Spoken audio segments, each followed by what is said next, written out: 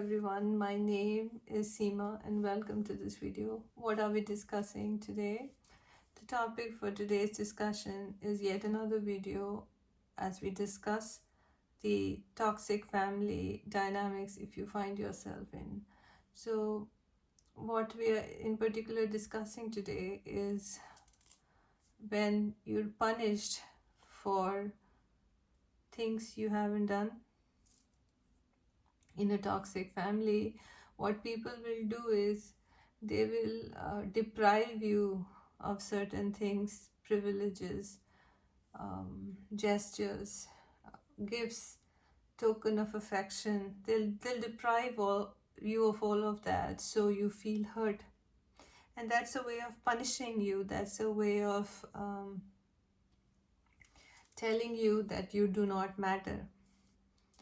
So I'm going to give you just simple examples which will tell you that this is toxic family dynamics.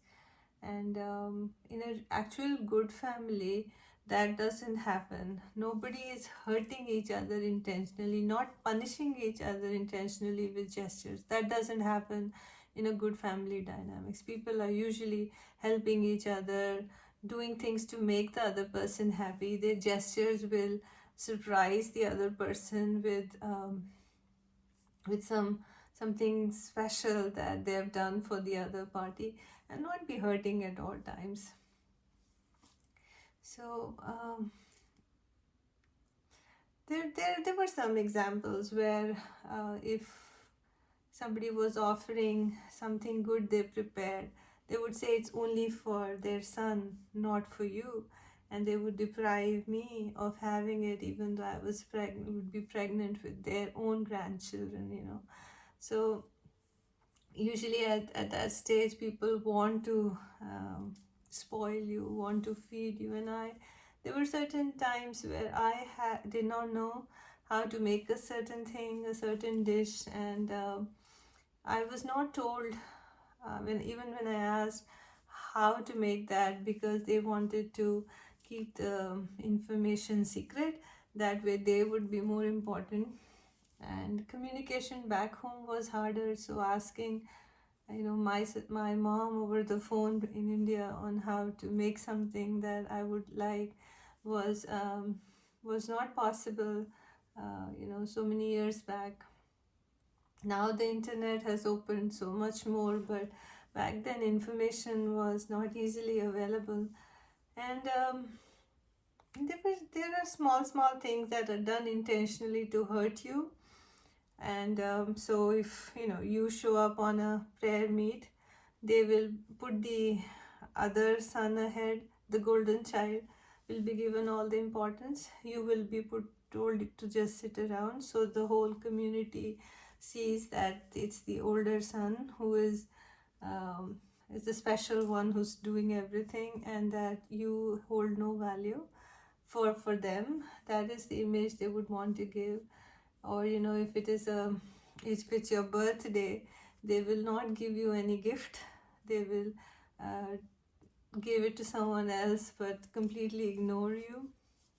If it's your wedding anniversary, they will send a gift check to in your husband's name and deliberately keep you out of it. And if it's Valentine's Day, they'll call your husband to wish him happy Valentine's Day. So I laugh at it now, but look how insecure somebody can be, or how toxic someone can be. But it's very irritating when people do this, when they think they're so clever that they can get away with anything, but it's actually they're showing how cheap they are. See, the whole thing with growing old and growing wiser is to share the abundance with everybody else. When the tree is laden with fruit, it doesn't discriminate on who should get the fruit, who should not.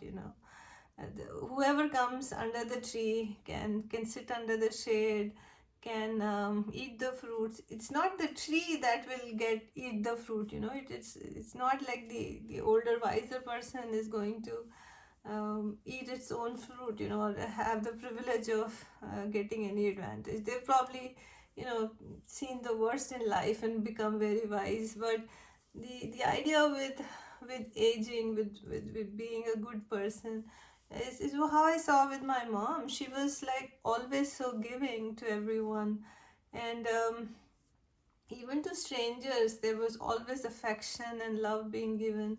And here, all I saw was in the toxic family dynamics was, you know taking away, hurting you, hiding information, pretense for something, showing a different face to the world, and deliberately saying things to hurt you, deliberately doing things to hurt you, deliberately in a way punishing you for being there, right? For being a part of their family. It was like such a tragedy to belong to such a toxic family dynamics, and it is a curse in a way, because you are sometimes not. See, they say the soul chooses to be born in a family, the soul chooses who they'll marry. So probably the soul has decided on the hardship that it's going to face to grow bigger. But wherever we end up, whether it's at birth or after marriage, we get into a family. It happens. It's not like we had a choice. See, at that time, no, in the physical body, it's not like we had a choice. So whoever is your husband's family ends up being yours, right? And whatever their characteristics is something you got to deal with.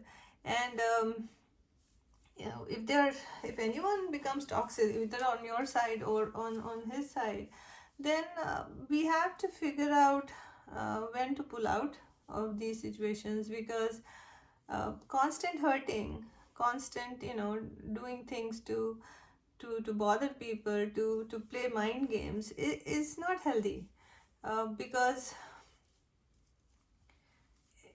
people people are not, see, like I'm not hungry for the $50 gift item.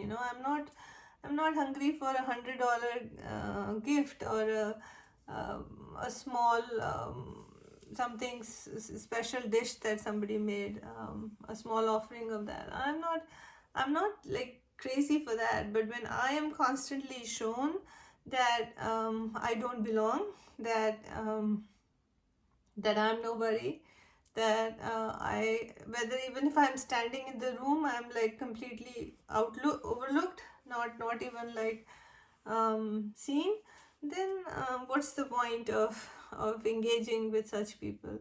If my presence is so hurtful for somebody, then I don't think the problem is with me, the problem is with them, because my presence itself is threatening their their their being, right? So it's best to then move on. And that is not how healthy families are. And don't let this bad behavior rub onto you.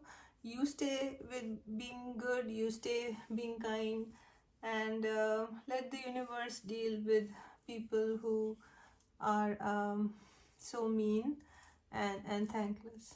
Hope this was helpful. Thanks for watching.